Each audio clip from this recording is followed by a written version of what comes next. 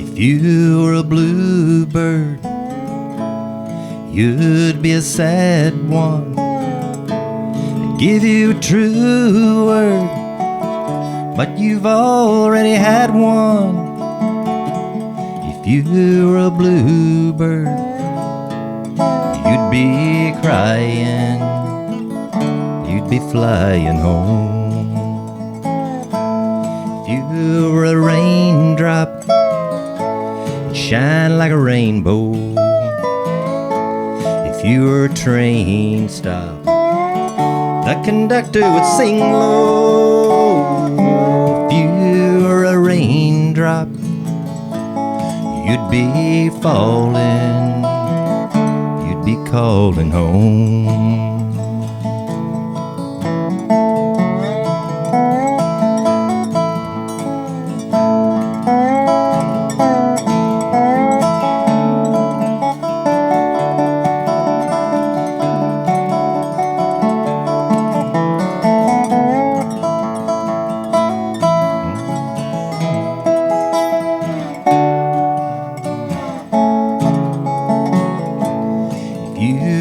Hotel, honey, you'd be a grand one. But if you hit a slow spell, do you think you could stand one? If you were a hotel, I'd lean on your doorbell, I'd call you my home. If I was a highway, stretch alongside you, I'd help you pass byways that have dissatisfied you. If I was a highway, I'd be stretching, I'd be fetching you home. If you were a bluebird, you'd be a sad one. I'd give you a true word, but you've already had one. If you were a bluebird, you'd be crying, you'd be flying home. Nice. I like that song. This month, we're having as our guest, really good grammar there, Barry Stephenson, my brother-in-law of 16. I don't know how long I've been married, but for a long time we've been brother-in-law. Well, and he's in from wherever he's from, and he's going to do some songs for us, and he's super talented and everything. So Barry, tell us a little bit about yourself, whatever you want to say. The floor is yours. Well, I've lost it now since you said that super talented part. We've known each other for a long, long time. Paige and I've been married for almost 23 years. Oh, yeah. I mean, good for you. I mean, I grew up in the Texas Panhandle, Canadian Texas, center of the universe, flower of the prairie. Canadian Texas. That doesn't seem right. It seems wrong. I know. It's right on the Canadian River. My mom and dad grew up in Canadian. My mom and dad, my family wasn't really musical, although they sang a lot to me and a lot of those cool old songs. Right. Like my dad sang Red-Headed Stranger to me long before I heard Willie Nelson do it. Really? Yeah. But there's musicians in the family, cousins, aunt, my grandmother. And so just picked around a little bit. And really, when I was in college, I kind of stopped playing. When I was in college, started playing a little bit again. And then it kind of, died back off. And then when the coronavirus stuff hit, right, I had time. Well, that's the funny thing about music, especially those ancient songs, that if they're a part of you when you're a kid, they kind of live there. Right. You can kind of go your way, but you catch yourself whistling or something, and you're whistling a song that you heard your grandmother sing, or that happens for me. Right. Well, and it's funny because there's little songs that I don't know where they came from. Right. There were these songs about. There was one about. My daddy was a shaving, so the story goes. The razor slipped and he cut off his nose. The doctor sewed it on, he sewed it upside down. Now every time it rains, my daddy nearly drowns. Well, if you don't believe me, don't blame me. I'm only telling you what my daddy told me. That's funny. And there's so one you about have no idea where that song came from? No, my parents would sing it. There's one about an agriculture teacher and something about a pig and the little piglets chewed the buttons off her vest or something. Really? Yeah. Yeah. So they're all kind of story songs, though. That's what Right. all those kind of have in common is they're funny little stories that somebody put to. Right. So that's pretty, and that's what Western songs are, and that's seems like kind of what you like is the Western side of country and Western. Yeah. The gritty kind of. Yeah. I like the stories. Yeah. I like listening to the songwriters that have I want to say soul, Right. but just they tell a story. Yeah. It's not as polished. For sure. There's not Which is good for me because my playing's not polished. Right. That helps. Right. So Bluebird it's a Butch Hancock song. Okay. Who's that? So Butch Hancock, he's part of the Flatlanders. Joe Ely, Butch Hancock, Right. Jimmy Dale Gilmore, guys from Lubbock.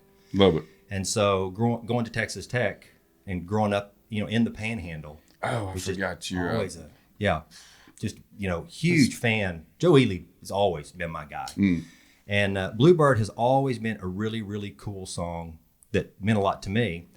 And, we'd go to rodeo dances, stuff like that, sit out on the pickup and, play guitar and so forth. Anyway, so a really, really good friend of mine, just, lifetime friend, passed away last December. Wow. And his kids asked me to play Bluebird at the funeral. And I thought, well, I'm not sure it's really a funeral type song, but you know what?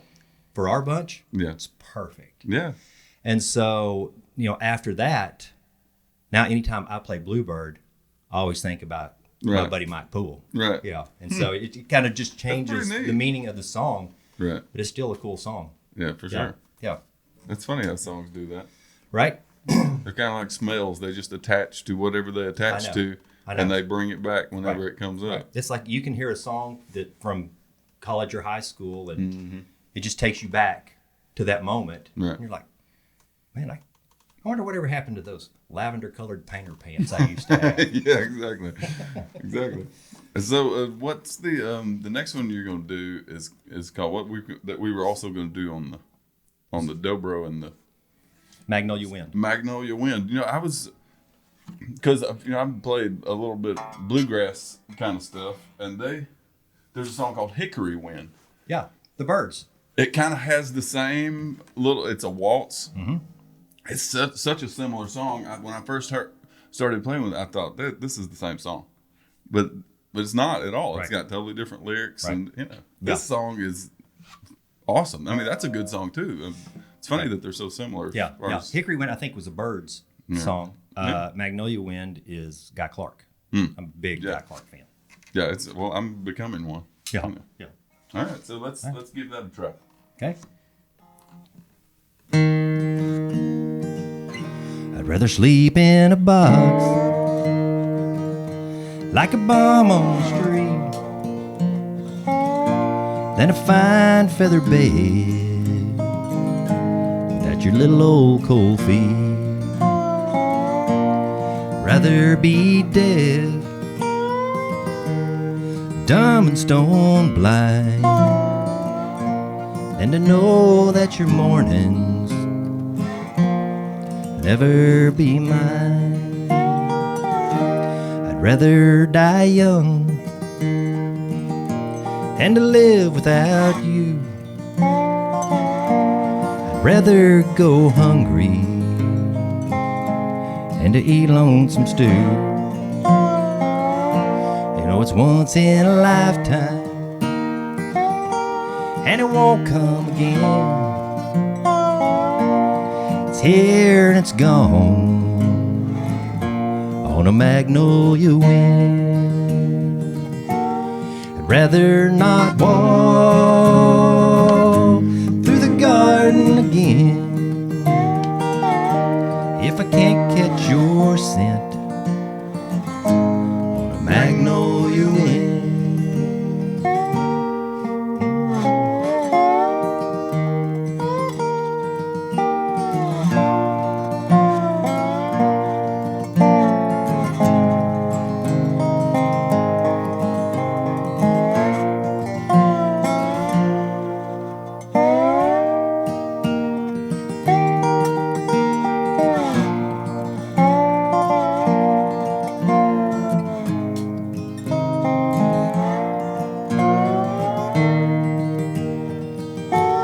If it ever comes time, and it comes time to go, sis, pack up your fiddle, sis, pack up your bow. If I can't dance with you, then I won't dance at all. I just sit this one out with my back to the wall. I'd rather not hear pretty music again if I can't catch your fiddle on a Magnolia Wind. If I can't catch your scent on a Magnolia Wind.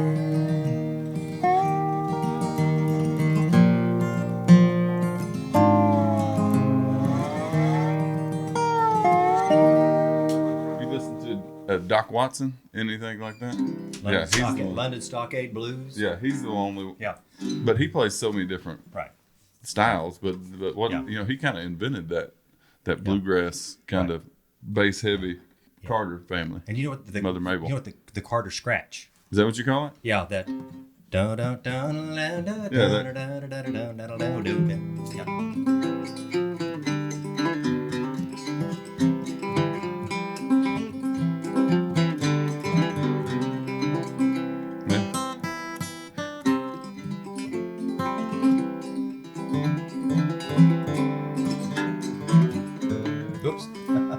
Yeah. But that's it. Yeah. I looked it up and tried to do it. It's like trying to pat your stomach and rub your head. It's hard, but once you get it, and then you can do it to everything. Right. It's just like the finger picking landslide, because there's two different things happening. You're going, and you at the same time, but alternating. Right. And like when I pick, there's no style. I'm just kind of jumping around and hitting the string now and then, and hoping I hit the bass string at the right time. Right. Yeah. So just doing it though. Yeah. All right. So this next one we're doing, what is it that we're doing next? I forget. 13 silver dollars. Right. This is a Colter wall. Now, I'd never heard this before you played it for me, and it sounds like a song from the late 1800s or something, which is a lot of this kind of genre is from. Right. Well, and the interesting thing about him, I had heard a song in a movie, Hell or High Water. Great movie. And there's a song, Sleeping on the Blacktop. And it's just very wild phrasing and so forth. And so I kind of checked him out. He sounds like he's from the late 1800s. Yeah. He's 21 years old. I know. He's just it's weird. It's like a dissonance when you look at his person and that voice that comes out of there. Right. It's like the banjo picker that I took some lessons from when he first heard me sing. He said, "Boy, I didn't think you had it in you." Right. And that's the same kind of thing with him. Right. It just doesn't seem like it belongs there. Right. Well, it's interesting because we're talking about liking people that have soul. Mm-hmm. He's 21. Yeah. And I don't know if he's just lived a lot or if it just sounds like he has, but he's Canadian. Not the same kind of Canadian I am, but actual Canada, but way, way out where there's no people. Real country people live up there. Right. Yeah. And there's a line in the song. One of the things that made the song special to me is there's a line in there about painted on that shiny card, the letters RCM and P, which, as you know, stands for the Royal Canadian Mounted Police. I don't know why you think I would know that. Like, I guess people are picturing me in handcuffs right now. Right. And so it was kind of... it was a little bit special for me because I had a little run-in with the Royal Canadian Mounted Police at the border once. I did. Only one, though? Yeah. Well, yeah, because they said don't come back. So you're banned from Canada. And I haven't. Yeah. Canadian Texas is where I stopped. Yeah. Let's do that song. All right, here we go.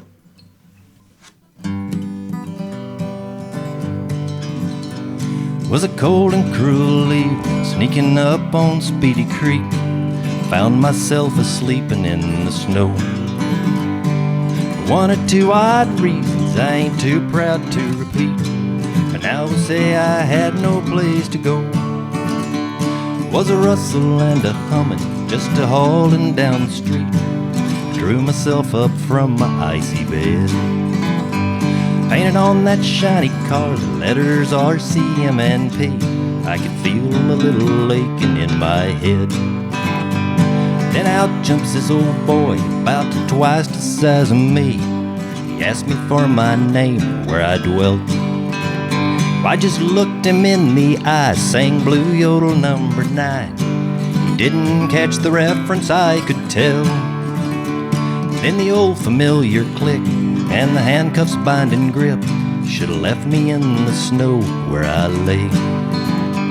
He just laughed and touched his gun, turning to me he said, son, bet you don't own a damn thing to your name. I got my health, my John B. Stetson, got a bottle full of baby's Bluebird wine. I left my stash somewhere down in Texas, along with 13 silver dollars in my mind.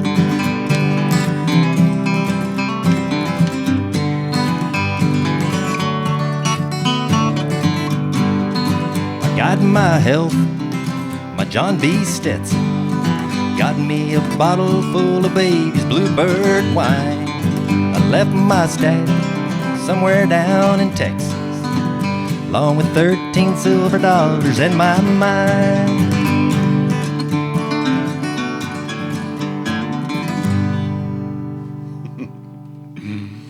I really like that song. That was good. That was good that time. Yeah, I thought that was good. Yeah, that was good. I don't think you ever messed up. It's funny that the more my microphone level goes down, the better it sounds. I don't know if that's coincidence or not. Yeah, I thought that sounded pretty good. Yeah, that was really good. Yeah. But, there's times when you think it sounds good, and you're like, we listen back, and you're like, that's exactly right.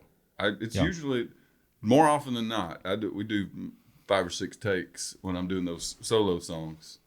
And I end on the one I like. I do it until I really like it. Mm-hmm. But usually there's one in there that I like better when I listen back. Right.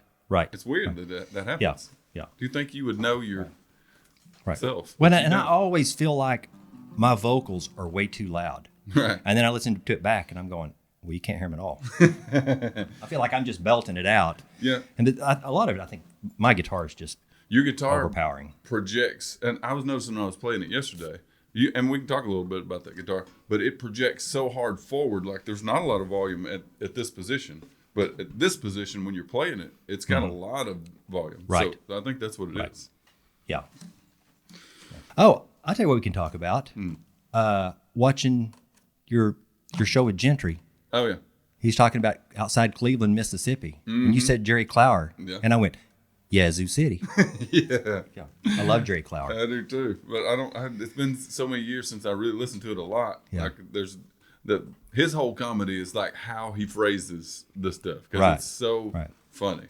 Oh. Yeah. That kind But it's all in the wording. If you don't do the wording right, then you don't do it right. Well, and he's so country. Yeah. That I think you have to be a little country to understand how funny he is. Well, Gentry doesn't struggle with that. Right. Well, I think most of us don't. Yeah. Well, you think that until you go other places. You know, I'm being from Texas, you feel like we're about the most country you can get. Right. But I remember flying into Raleigh, North Carolina, and getting and going to the rental car place, and there was the countryest couple of fellas that I've ever been around were working at the desk, like regular folks in there. And like your brother-in-law says that they didn't even touch their lips together when they talk. That's a true story. And I thought that joke was funny before I met them. Yeah. Well, and when I saw him, I'm like, that's where he got that from. Right. Because there was a whole segment of people that and there's really country. and there's different kinds of country. When I was speaking one time at the New Jersey Institute of Technology in New Jersey, and they were getting the biggest kick out of the way I spoke, and they said, "Go get so and so," and he was from Long Island. Oh, really? And we sound like a couple of hillbillies that were completely different, right? But on the same channel. Yeah. That's funny how I love accents. I love like the whole Wisconsin, North Dakota, that accent up there. But there's just, you think of the country people as just being from the South, but that's not true. Right. There's some real rednecks up there that they have a really funny, and it's a really ethnic accent. I mean, they have their whole separate thing. Right. I like the Deep South as well because I was somewhere, because like when I was traveling a lot, I would open my mouth and people would say, "Where are you from?" Yeah. And I kind of got to the point where I would say, well, "Where do I sound like I'm from?" Right. And I remember a guy told me one time, he goes, "Alabama." And I went, "Why do you say that?" He said, "Because that's the farthest place south I know." Yeah, and I think that at least our culture seems like it's losing that a little bit, losing the accent thing a little bit. We're all like the generations, they kind of watch so much TV that they all have like the Disney Channel accent.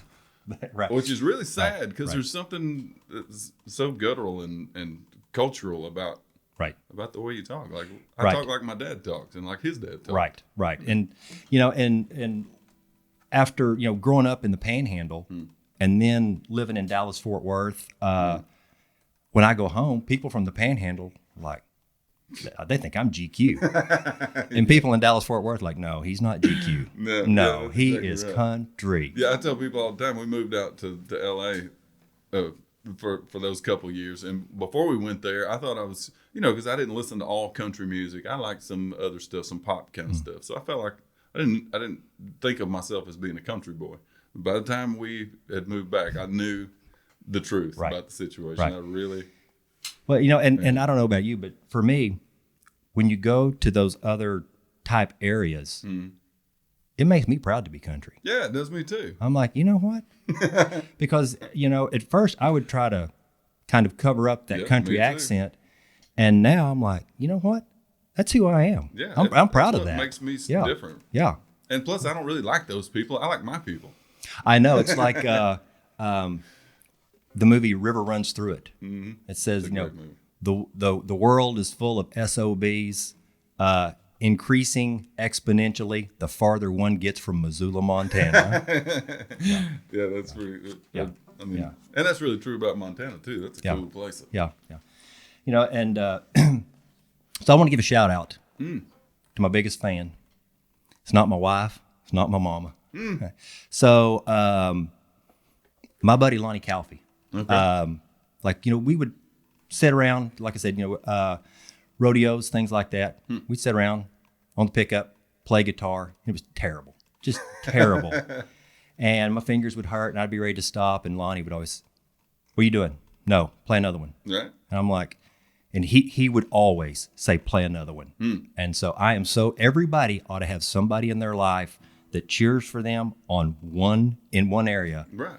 Like Lonnie Calfee does. Paige first, after she'd met him a few times, she was like, "He really loves you." And I go, "When it's handy, because he's big and tough." Right. That's always handy. Yeah. But when she said that, he's from Canadian. Right. I'm like, of course he does. That's how we are.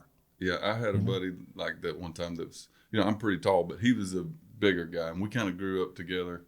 And there was one time, and it always seemed like he would show up, and we'd arm wrestle, and he'd mostly beat me.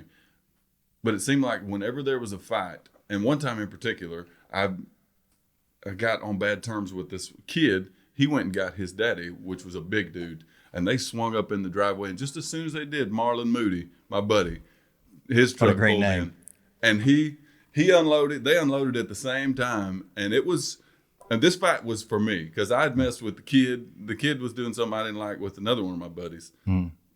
But this fight was my fight. But when Marlon got there, it wasn't my fight anymore. Right. Those two bulls fought it out right in front of us. And it was, he just fought my fight. It was the coolest. And I can't tell you how many times that, we'd be somewhere and I'm squared off. He's just kind of just like pushing me out of the way. And I'm like, well, wait, I can take this one. Right. Not now. Here's my chance. Right. Yeah. That's pretty neat. Yeah. Yeah. Those friendships go pretty deep, and Marlon's not with us anymore, but he sure left an impression. That's a great name. Yeah, everybody called him Merv, but his name was Marlon Moody. Marlon Moody. That's cool. Yeah, those guys. Like I said, my parents grew up in Canadian, so my grandparents lived there. That was just home, still home. It will always be home to me. I've never even heard of it. Yeah, there's six or 8 of us up there. They're still that tight. And so somebody said something to Paige one time. They said, boy, Barry sure has a lot of friends, knows a lot of people, something like that. And she said, make no mistake, he might know a lot of people, but when it comes down to it, there's about 6 to 7, 8 guys that they are tight, and nothing comes between them. Really? Yeah. So you've got this vast network, but there's only like a few in the real circle. Right. The ones that, when things really go south, they're going to stand there and look at you and go, I can't believe you got us into this. But they're not going to leave. Right. Yeah, that's kind of a recipe for a good life. Have a tight circle and keep everybody else out of that circle. Deal with everybody else and make them feel like maybe they're apart, but keep that circle tight. They can visit the circle. Yeah, exactly. But you can't live here. Of course, most of them are like, trust me, I know that circle, and I don't want to live there. They don't want to be in there. I don't want to be in there with y'all. Nothing good's going to happen from you guys. Well, and they were talking about hee-haw. I saw something one time. They said, when they started that, Nashville was like, no. We're trying to get away from looking like Hicks. Right. And they said, but what they did, the reason it was successful was because they made fun of themselves and their lifestyle, but the music they were very, very serious about.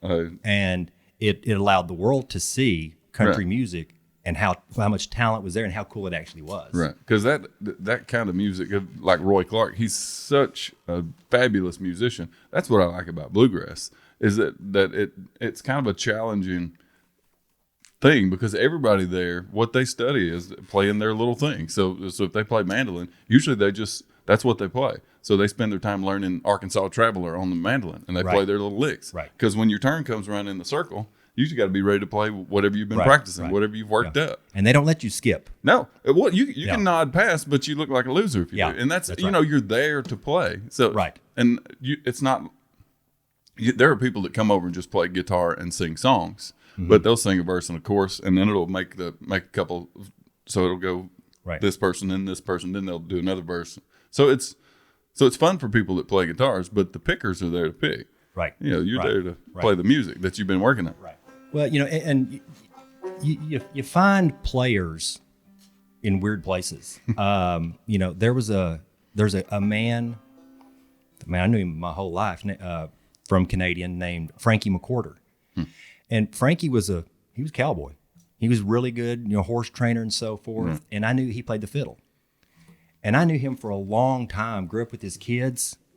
And somebody said, something about when he used to play with Bob Wills. And I went, what? You're pulling my leg. Really? Right? No.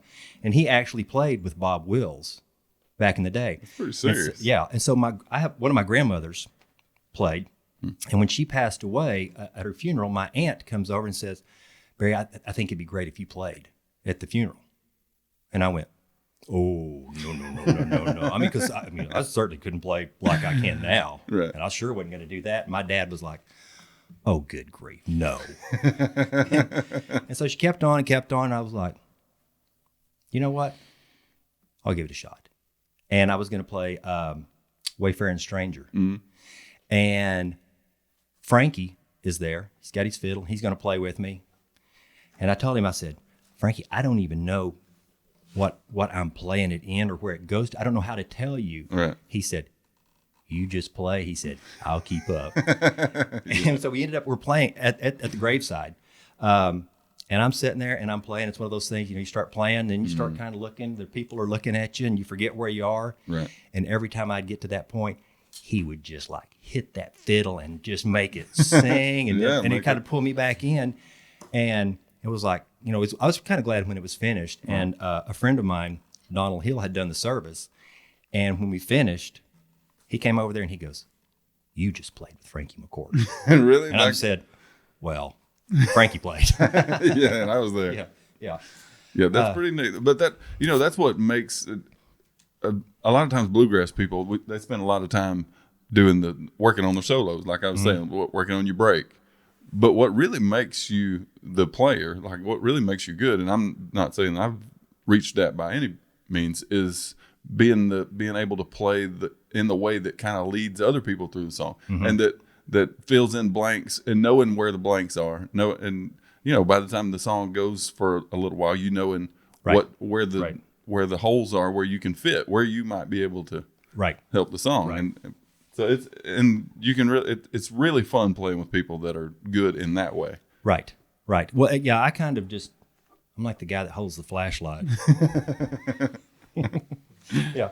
So, my dad's mom, she was, she played, she had guitars and so forth. Right. She loved music, loved football. My mom's mom, my grandmother on that side, Granny Laura. Granny Laura didn't play. Granny Laura is quite possibly the sweetest woman who ever walked the earth. Just tiny. The girls loved her. She was just awesome. And she taught me this song, the next song we're going to do, The Wreck of the Old 97. I don't remember ever hearing her play another song. No, she didn't play, but sing another song. Huh. And that's where I learned this old song. Really? Yeah. The Wreck of the Old 97.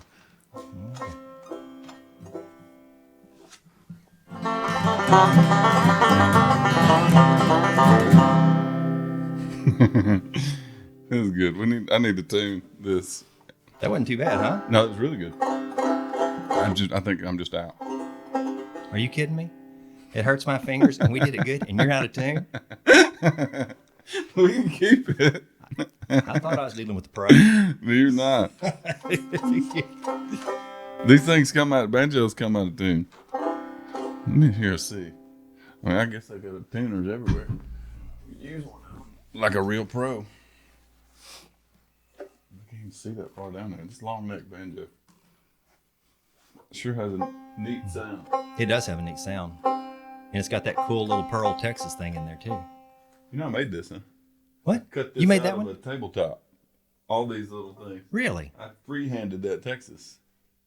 Nuh-uh. On a piece of, not Formica, but it's like 3/8 thick tabletop. Really? Cut it out with a jigsaw and sanded it just so. I guess that explains the B on there, huh? Yeah. That is cool. That's really cool now. So is that why it's so long? You just couldn't find a shorter piece of wood for the neck? No, I always wanted one that was long like this. Is that a thing? Long banjos? Yeah, Pete Seeger played the long neck banjo. Yeah, okay. Because he's a deeper singer. And the story is that he had a regular banjo, and he took some time off, and he had them cut the neck off, cut the head off here, and then just add neck to it. So for a while, he had one that started off as a regular banjo. So the fifth string, none of the math adds up on the long neck ones, because the fifth string's in a different spot relative to the end. See, because this has, and the only time that ever comes into play is when you play stuff up the neck, because then fingering this makes it's a whole different ballgame. So, right. But since I'm not very good, I don't ever get up that high. So the banjo, I mean, I know like on the mandolin and ukulele, stuff like that, the chords are different. The strings are different on banjo as well, I'm assuming. Yeah, it's tuned to open G. A standard banjo is tuned to open G. Well, that's open G sharp, but open G. This one is tuned to open C because the strings are longer. But I've also got a lot heavier gauge strings on here. Right. So a normal long neck banjo is tuned to open E. So you see people a lot with the capo on the third fret because that'll jump you back up to playing in. Right. And that's why this is where it's at, because that's the right number of frets to play in G with a normal banjo. Interesting.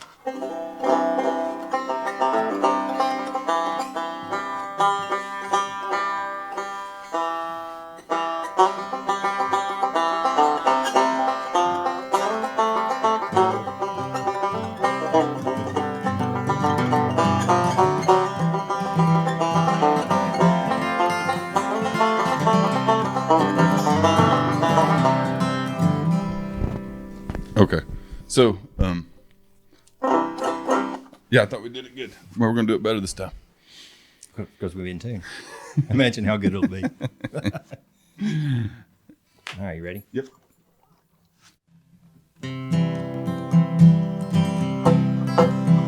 They gave him his orders in Monroe, Virginia. Said, Steve, you're way behind time. This is not 38, but it's old 97. You must put her in Danville on time. He turned around and said to his black greasy fireman, just shovel on a little more coal. And when we reach that wide open mountain, you can watch old 97 roll.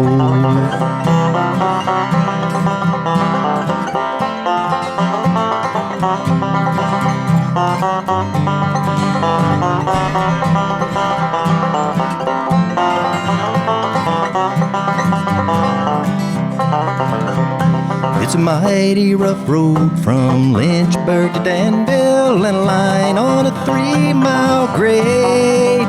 It was on that grade that he lost his air brakes, and you see what a jump he made. He was coming down the hill doing 90 miles an hour when his whistle broke into a scream. He was found in the wreck with his hand on the throttle. He was scalded to death by the steam.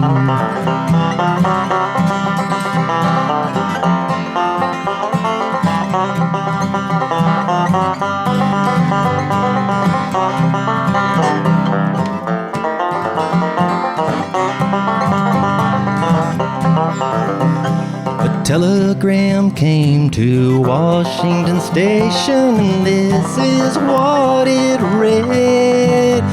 A brave engineer that run old 97, he's laying in old Danville dead. So all of you ladies, you'd best take warning from this time on and learn. Never speak harsh words to your true loving husband. He may leave you, never return. One more.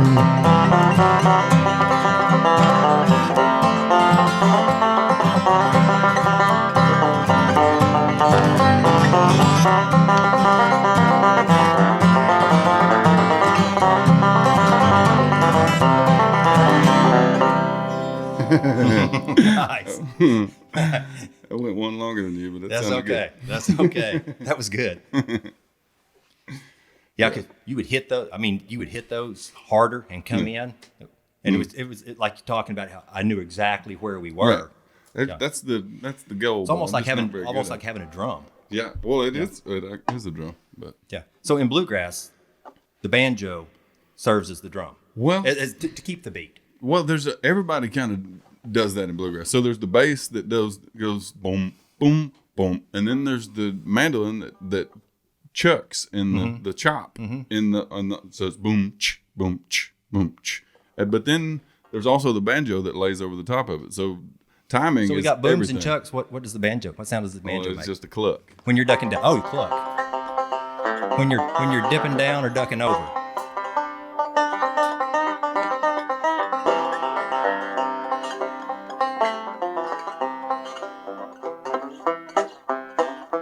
See, that's a vamp. When somebody else is playing and you're playing the banjo, you're supposed to vamp. Which is just chording and not letting it ring out. So it's pretty fun. It is fun. Can you play the steel? No, I've never had. Why not? Supposedly it's similar to that dobro. If you can play the dobro, I'm guessing you can play the steel. But I can't play the dobro. But you can play piano, right? Yeah, you can't play dobro. Not very well. Yeah, you need to find you a group of bluegrass pickers. I think you'd fit right in. The kind of music is so similar. Like the tempos are the same. There's just the two. There's like a kind of a quick song, and then there's a waltz. There's just those two. I'd be better on the waltz. Well, you're good at both. Yeah. You got real talent. You're bringing a lot to the channel. Then your channel is struggling then. It is.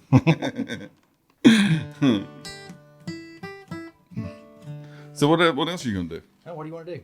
I don't know. Got one I wanted you to do that Mineral Wells. Oh. Okay. I love that song. Really? I like that song a lot. Yeah, so Mineral Wells is a capo on the third. Tom Russell. I don't know if you ever heard the Joe Ely song. Robert Earl Keen also did it. Gallo del Cielo. About the fighting chicken. Warrior from Heaven. It's a great song. Yeah, that's a Tom Russell song. Navajo Rug. That Jerry Jeff Walker did. Mm-hmm. Tom Russell. But yeah. So he's a songwriter. Story song. He paints, writes story songs. Yeah, he's got you hate creative people. What are you doing? Man, I know. You're ruining it for everybody. Yeah, right. But anyway, the song's called Mineral Wells. It's about a burnout movie actress and a burnout movie critic. Before we get started on that, have you ever heard the song? It's called something about the rojo. About the chicken, about the cockfighting chicken, and his name was the chicken's name was Rojo. You never heard that song? Mm-mm. And it's a story about how big and bad this one was. Mm-hmm. This rooster was, and his name was Rojo, and and everybody knew that he was gonna win but by the end of the song, he got in there and just kind of backed out, and but my dad's been saying he Rojo'd out for all these years, and he finally sent me the YouTube video like 2 weeks ago with this song. That's like No Moss, Roberto Duran in the fight. Yeah, just like that. He quit. No Moss. Yeah, it's exactly like that. But that's right. But he probably didn't even know why he said Rojo'd. Right. He Rojo'd out. We just knew it. Right. Yeah. Anyway, that's a worthless well, story. and Gallo del Cielo, it's Pancho Villa has stolen his father's land and all this, and he steals this fighting chicken and takes off and goes on this tour. And the first fight's for like $5, $25, something like that, and then the last fight is for like $50,000. And he's going to go back and buy the land. And Zorro is the black enemy chicken, and it's a great fight. And Gallo del Cielo is going to win, and he looks down and he sees a tiny crack on his beak. And he's like, oh. And Zorro rose up one more time and drove Del Cielo in the sand. Yeah, it's a great song. It's dramatic. Yeah, it's a really good song. Yeah. You know, chickens only go number 2. Chickens only go number 2. Yeah. I thought they went number 3 where they did both in one little eject. Maybe. But I've never seen one do number 1, only number 2. Right. Yeah. You know, chicken manure, it's only good for one thing. Chapped lips. Huh? Yeah. It won't cure them, but it'll keep you from licking them till they heal up. I heard Roger Miller tell that joke. I thought you were really enlightening me. I was learning some Well, I stuff. am. Because you're a real country boy. Like, you're a real rancher type. All right, Mineral Wells. She was living in a Cadillac, bedded down on the back seat in the back street of the Hollywood Hills, with a shoebox museum of memories, old photos and medical bills. She'd been a great actress in 24 movies, played Shakespeare on the great London stage. Before the 3 husbands, 6 kids, and bad breaks of 58 odd years of age. Him they called Fat Boy, wore gray overalls, and he clocked in at 400 pounds. With a passion for food and film magazines, he'd been a top critic downtown. He'd seen all her movies, worshipped her face, heard her story and took her on in. Though she bore no resemblance to the star he adored, film's over for real life begins. She told him of a fountain of youth in the hot Texas earth. It'll heal and renew us, it's somewhere west of Fort Worth. She'd met Errol Flynn there in the Crazy Water Hotel. They danced down the street in the moonlight of old Mineral Wells. So they boarded a Greyhound in search of the fountain, Fat Boy and the aging film queen. Through the great painted desert, on across Texas, Amarillo, Plainview, Abilene. They got off in Fort Worth for a fresh cup of coffee, caught the local to old Mineral Wells, and it dropped them in front of that boarded up palace called the Crazy Water Hotel. Disillusioned, they found a cheap room off the highway, drank vodka from a styrofoam cup. There'd be no healing, return to the past, the fountain of youth that dried up.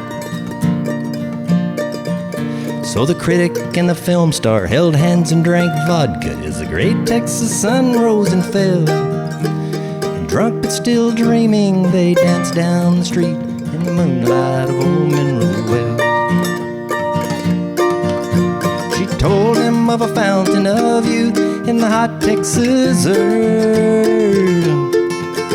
It'll heal and renew us, it's somewhere west of Fort Worth. She'd met Earl Flynn there in the Crazy Water Hotel. And they danced down the street in the moonlight of old Monroe Wells. They danced down the street in the moonlight of old Monroe Wells. I like that song a lot. That's a cool song, huh? I love that song. Very few people, I don't know where I heard it, but very few people know it when I play it. We need to delete all the other stuff we did. And just do that? And just do that one. Yeah. But it's a fun song to play because it's not a lot of picking. Yeah. It's strumming, it's just more of a rhythm. Yeah, it's so like awesome. It's so sweet. Yeah.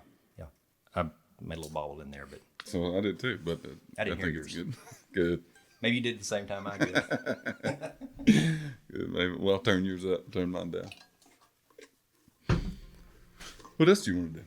Holly said that's all. I get all business in here and just go from song to song, picking without, and I'm not very personable about the song. You're just not a likable guy. I'm not. That's really true. I don't have any personality, it turns out. You know, I always thought I did, but I really don't. I do when I'm by myself. Yeah. I have fun thoughts. Yeah. Well, and the funny thing is I had known you for a long time before I knew you did any music. Yeah. Or that you came from a musical family. And the first time we played, I was like, oh, hey. Yeah. Hey. Simpatico. Yeah. I like what you do. Yeah. I like playing with you. Yeah, it is fun. It's weird to, but having a job, living life, it gets in the way of the fun stuff. Right. Well, somebody say, I'm about done with all that. Somebody say, oh, you play? I'm like, I play campfire guitar. Slow down. Yeah, let's be careful there. Back it off a little bit, because I know people that play. Yeah, I know people that play, and they don't think I play. Exactly. The one.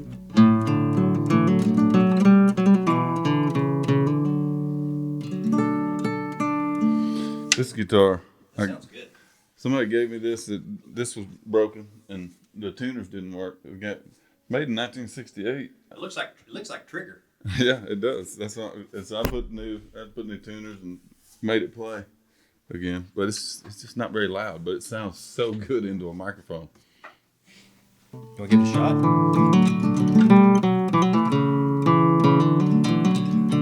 Yep, that sounds so good. That guitar's gonna go great with this song. I hope. I sure do sound better at your house. This stuff makes you sound good. You me set it up first? Tell the story? So what were we? It was something. You were going to tell the story about how we got, because you were going to say something about the Cowboy songs, so we started off with that last one we played, Monroe Wells sounding like. What was the Kenny Rogers song? Lucille. Yeah. My dad, I assume he made cuss words up because I never heard him anyplace else. He'd be mad. He'd go, God, no ziggity. Or he'd say, well, I'll be go to hell. That's a good one. Harley says, God bless America. That's a good one. Like growing up, I can remember like going to feed with Dad, and he would sing songs to me. As I got older, he wouldn't sing at all.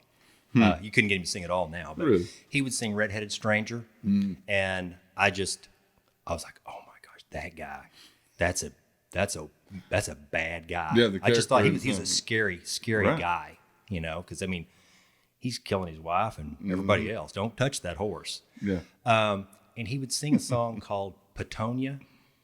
I never heard it. It's I think that may have been Dad's pronunciation of it. It may have been Petanio. Or Petunia. Petunia, or something like that. But I think it was Petunia, the Pride of the Plains, and it was a horse that he was in the cavalry. He's taking a message, kind of like saving him at the Alamo. Right. And he's riding, the Indians are after him, and his horse, his horse is so fast. Right. That's why they sent him, and they're shooting arrows at him, and he's racing along, and he knows the arrows are going by, and he gets there, and he realizes his horse has been shot, and Right. kept running. Kept running. Yeah, and kept running. And so just songs like that are great. Growing up with songs like Little Joe the Wrangler, Strawberry Roan. Yeah. There's one about a bucking horse called The Brute. I mean, just old songs like that. May have been Robbins. That may have been. Yeah. But songs like that, growing up on those songs, and like when I'm back home in Canadian, those cowboys are always like, play Little Joe the Wrangler. That one makes me cry. But they'll ask for stuff like that, and so there is a song.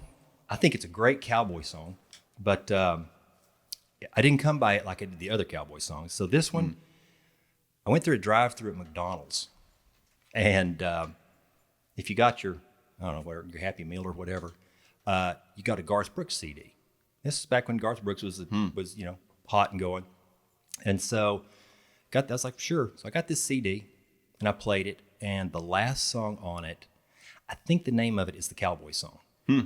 And when I heard it, I was like, oh my gosh, it's at the level, to me, right. It's at the level with Little Joe the Wrangler, Strawberry Roan, and those songs.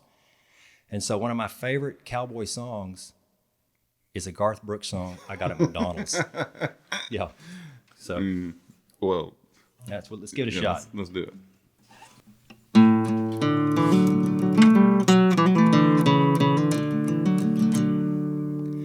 Pushing horns weren't easy like the movie said it was, and I don't recall no dance hall girls or hotel rooms with rugs. You worked hot and tired and nasty, rode your pony's head too low.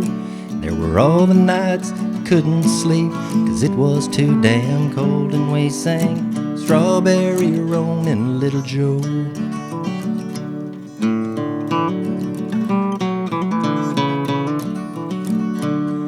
And the time we hit the river and the rain began to fall, and the water was rising so damn fast, I thought it drowned us all.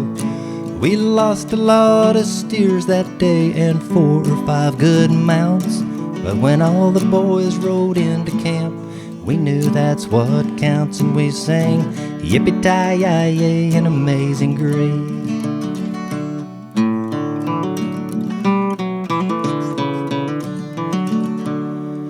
And the night they broke behind us and took us by surprise, I hollered out to Bonner, I seen the terror in his eyes.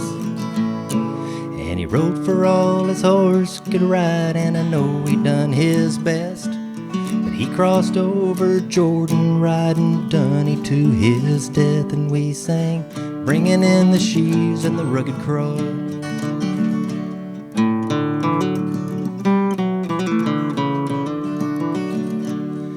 So when you see that cowboy, he's not ragged by his choice. He never meant to bow them legs or put that gravel in his voice. Just doing what he really loves and what's burning in his soul. Wishing to God that he had been born 100 years ago, still singing Strawberry Roan and Little Joe.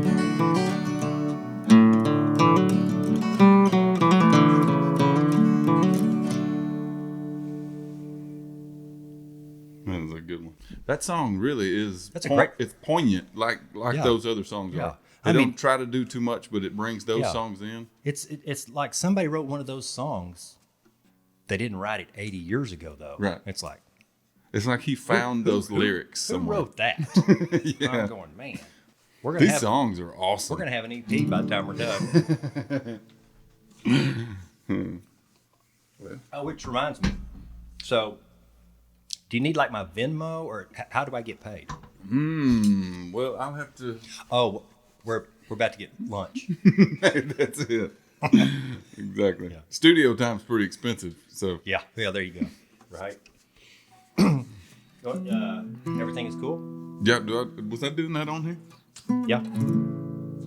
You play that in straight D?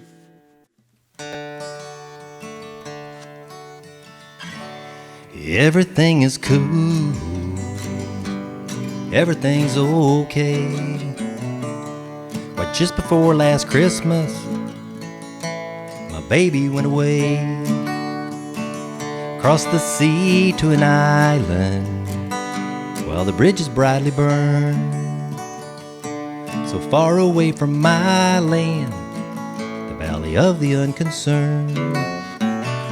I went walking down the road, man, just looking at my shoes, when God sent me an angel just to chase away my blues. Saw 100,000 blackbirds flying through the sky. They seemed to form a teardrop from a black-haired angel's eye.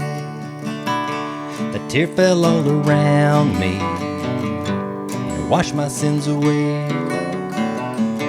And everything is cool, everything's okay. Everything is cool, everything's okay. Right just before last Christmas, my baby went away.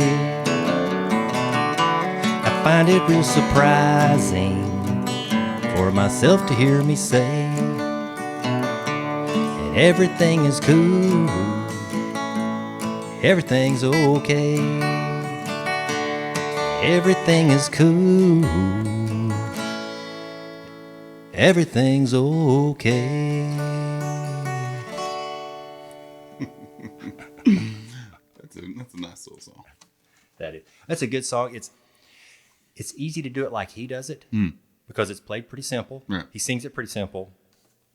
Yeah, I like him. I like his stuff. Who is that? Who's John Prine? Oh, yeah. Yeah. Well, I never heard that. But I never heard a lot of his stuff.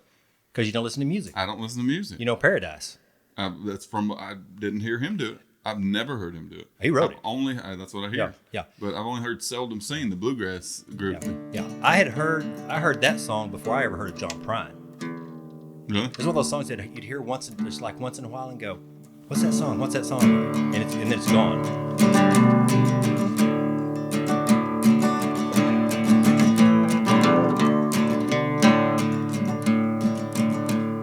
I was a child, my family would travel to western Kentucky where my parents were born. Just a backwood old town that's often remembered so many times that my memories are worn. No, keep going. That's the only song I can sing harmony to. Oh, Danny, won't you take me back to Muhlenberg County, down by the Green River where paradise lay. Sorry, my son, but you're too late in asking. Mr. Peabody's coal train hauled it away.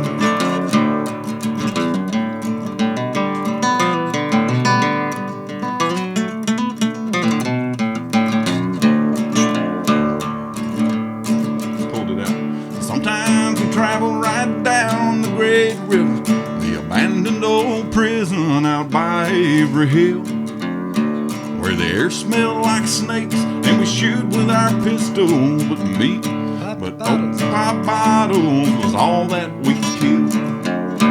Yeah, Daddy, won't you take me back to Muhlenberg County, down by the Green River where paradise lay.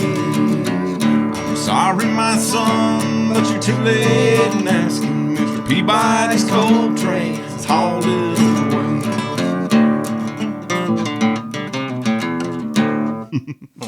That's a cool song. Yeah, that you gotta play some in drop D. Yeah, that song just sounds so good.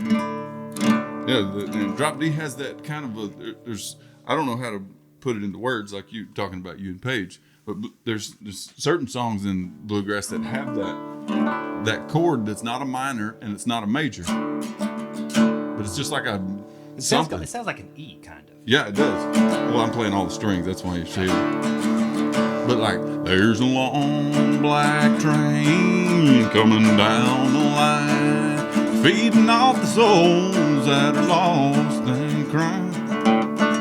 So it's not a minor, it's not a major, but it's I don't know what I guess you'd call it like some kind of scale, like it's some kind of fancy scale. I'm not smart enough to know what it is, but I know I like the way it sounds. It's sometimes you see those. You look at a chord, and you're like, it's going to take both hands to play the chord. I'll do one. Oh, my brother, hear my warning. Don't let old Satan hold your hand. You'll be lost in sin forever. You'll never reach that promised land. The old crossroad is waiting. Which one are you gonna take? One leads down to destruction, and the other to that pearly gates.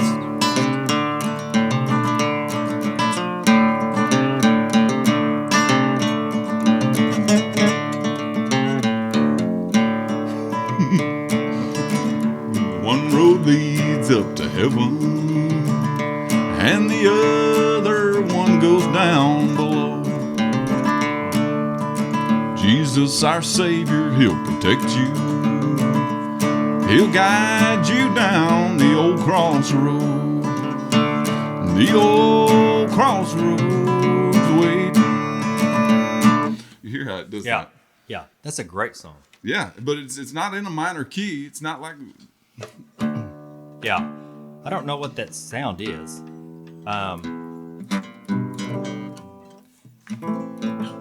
It's not like in a normal minor key. Yeah. All right, so I got one for you. Okay. It's called "Gimme a Ride to Heaven."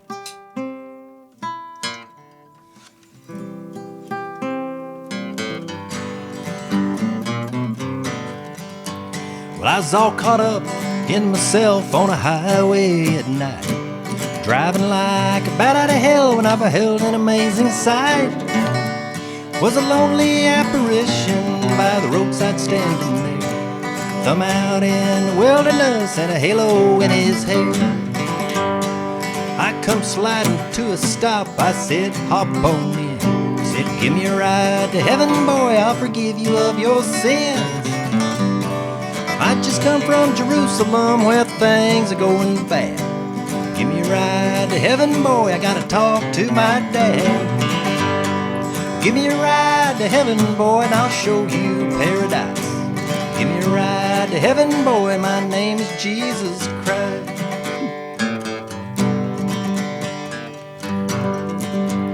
Well, I didn't know quite what to do, so I jammed her down in gear.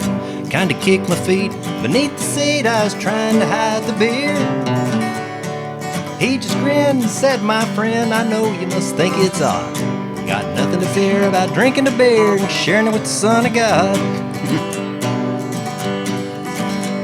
Well, I saw good news in his baby blues, so I stomped it on the floor. You'll have to tell me how to get there, I ain't been before. Well, it's a hard place to find, he said, but I'll give you a little clue. It ain't somewhere up in the air, sitting right here inside the view. Give me a ride to heaven, boy, and I'll show you paradise. Give me a ride to heaven, boy, my name's Jesus Christ.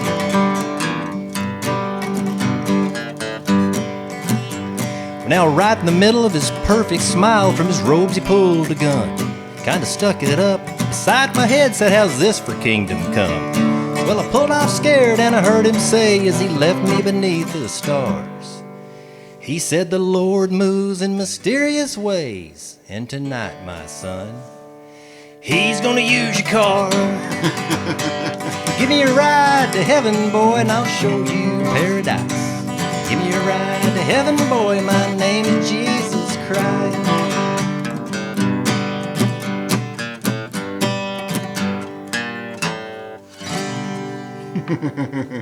We're gonna lose subscribers over this.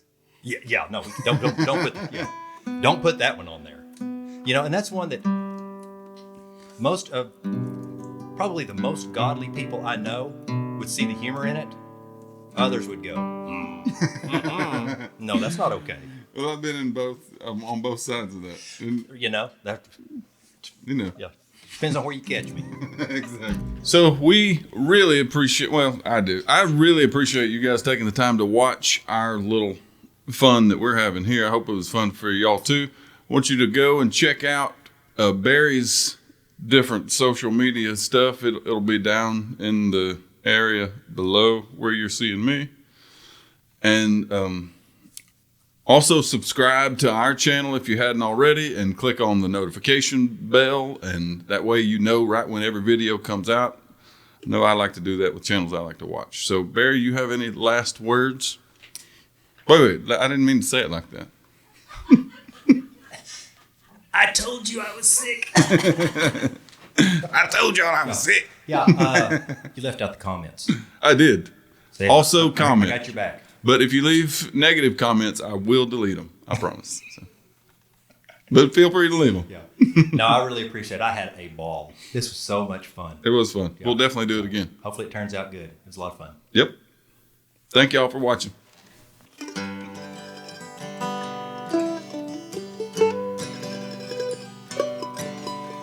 Storms never last, do they, baby? Bad times all pass with the wind.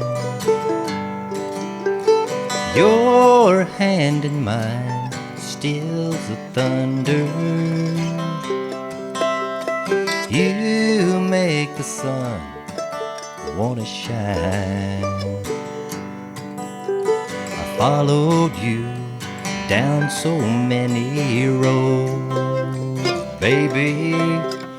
Picked wildflowers, sung you soft, sad songs.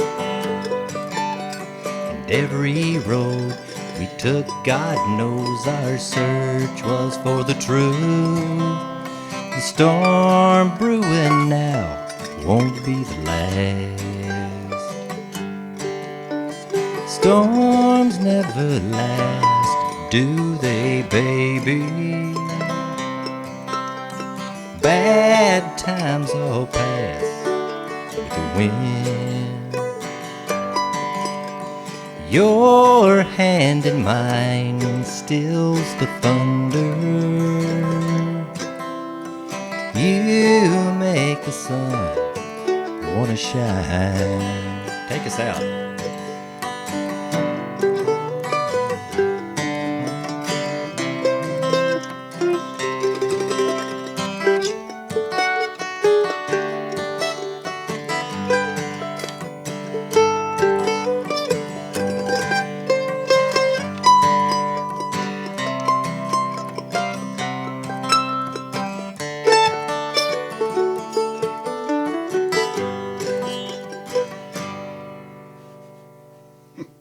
Wasn't bad. Just doing it one time. Yeah, that was good. That was funny. We get that on tape? Yeah. Well, good. Oh, nice. Now let's quit.